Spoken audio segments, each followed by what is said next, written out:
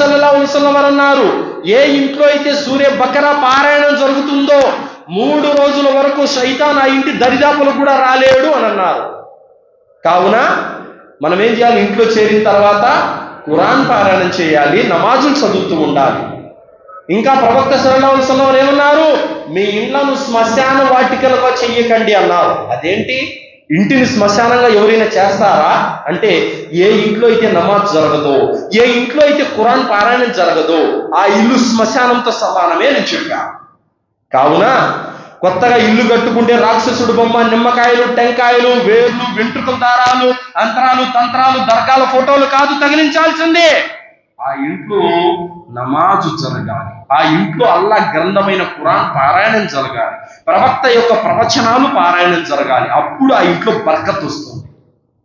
టెంకాయలు, నిమ్మకాయలు కడితే దైవదూతలు నీ ఇంటి గుమ్మం కూడా తొక్కరు. శైతాను నీ నట్టింట్లో తాండవం వాడుతూ ఉంటాడు. శైతాను ఉంటే ఇంట్లో కష్టాలే కష్టాలు, బాధలు, రోగాలు, జబ్బులు, సమస్యలు, ఇబ్బందులు అన్నీ ఉంటాయి. కావున అల్లాహ్ రహ్మత్ కోరుకోండి, అల్లాహ్ యొక్క బర్కత్ కోరుకోండి, అంతేగాని శైతాను ఉండాలని కోరుకోకండి.